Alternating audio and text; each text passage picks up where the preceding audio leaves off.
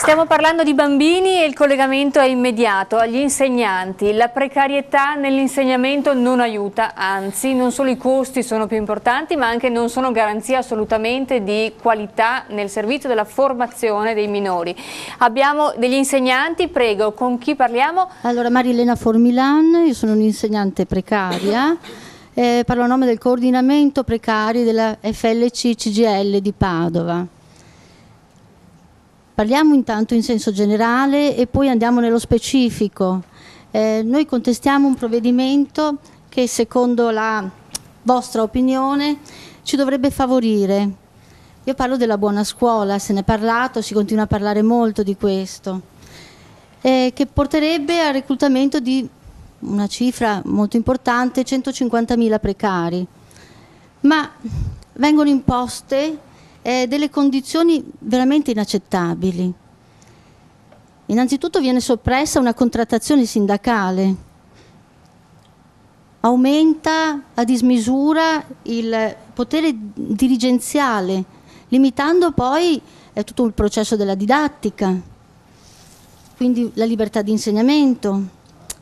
Si chiede poi una mobilità che a fronte di un livello stipendiale di cui conosciamo le cifre ci sarebbe veramente di ostacolo, sarebbe veramente un grosso problema e sicuramente non sarebbe favorente un'occupazione. Perché si riferisce ad una mobilità non retribuita, comprensiva nello stipendio già previsto, quindi che ci sia una mobilità allo stipendio territoriale, certo. Quindi molto aperta, molto complicata, flessibile. molto complicata. E poi a fronte anche del fatto che il nostro contratto è bloccato dal 2007, ecco, e sono stati eliminati gli scatti d'anzianità, per cui è veramente una situazione molto particolare la nostra. Ieri ho visto che è stato approvato, parlando della Regione Veneto, quindi, è stato approvato uno stanziamento di 42 milioni per le scuole paritarie. Lascio a voi un po' il commento di questo. Vi dico solo una cosa, che la situazione attuale delle scuole è talmente precaria che dobbiamo persino portare da casa gli oggetti per l'igiene personale. Ecco. Quindi lascio questo pensiero a voi e un'osservazione particolare che lei prima citava il fatto che il Veneto può essere una guida. Certo, io penso che anche il Veneto in questo debba essere portatore di innovazione, ma anche di una veramente buona scuola, perché altrimenti mi viene da pensare qual è allora la cattiva scuola. Alessandra Moretti. Allora, guardi, io sono figlia di due insegnanti, tra l'altro uno è stato anche sindacalista della CGL, per cui fin da piccola, come dire, sono stata abituata a prendere la scuola sempre con grande serietà e rispettare sempre il lavoro degli insegnanti, che è un lavoro preziosissimo, a partire dagli asili nido fino alle scuole superiori e via via con l'università, svolgono un ruolo fondamentale e purtroppo un ruolo che non gli viene riconosciuto, diciamolo chiaramente, non gli viene riconosciuto appieno. Io sono perché tutte le scelte vengano condivise dal basso. Io quando ero assessore alla scuola a Vicenza le assicuro che non perdevo, dedicavo molto tempo all'ascolto e al confronto. Poi certo bisogna decidere.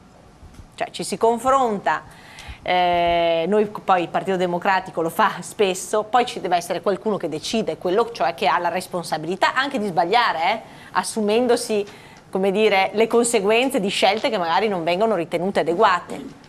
Però bisogna scegliere. Io credo che quel provvedimento che il governo Renzi ha assunto sulla stabilizzazione dei 150.000 precari derivi innanzitutto dalla necessità di rispondere ad una sentenza della Corte di Giustizia europea contro i contratti a termine. Non è possibile, non è pensabile che nella scuola ci sia ancora la malattia della supplentite, per cui mio figlio 2 mesi c'ha un insegnante, poi cambia. Questo per i bambini, per la formazione evidentemente, ma anche per gli insegnanti che hanno diritto e dovere a dare una continuità, no? E nella formazione e in tutto il processo diciamo di apprendimento e di sviluppo, insomma, dei programmi. Cosa fare? Guardi, io penso che da questo punto di vista siano scelte fondamentali e quindi io penso che sia giusta la stabilizzazione. Poi lei mi dice a che prezzo però. Ecco, su questo bisognerebbe che ci fosse un'attenzione particolare, l'ascolto alle categorie sindacali, l'ascolto alle categorie, alle associazioni dei genitori, degli studenti. Cioè, quando si parla di scuola noi dobbiamo mettere insieme tutti quelli che fanno scuola e anche sui quali ricadono le conseguenze di queste scelte. Da parte mia sarà un'attenzione prioritaria che io darò per quanto concerne ovviamente le competenze che la Regione ne ha di competenze. Sulle scuole paritarie le dico questo: scuole paritarie significano scuole FISM, quindi infanzia, e scuole comunali. Guardate, le scuole paritarie in Veneto danno il 70% dei servizi alle famiglie. Non possiamo non tenerne conto e sono servizi dati diciamo con modalità buone e soprattutto con dei costi inferiori. Ovviamente quelli che ci fanno le spese sono gli insegnanti sempre, attenzione, perché poi è la categoria insegnanti che fa le spese tutto. Io credo che anche lì si possano correggere determinate cose. Fondamentale per esempio è che queste scuole paritarie sappiano quanti fondi hanno e quando vengono erogati i loro fondi, perché anche le scuole paritarie devono pagare per esempio gli insegnanti, che ad oggi mi dicono essere in una situazione di grande difficoltà. Quindi da parte mia il confronto è aperto, la mia porta sarà sempre aperta, anzi su quanto saranno i temi dedicati alla scuola, all'orientamento, alla formazione, all'aggiornamento per il Veneto, io sarò sempre disponibile.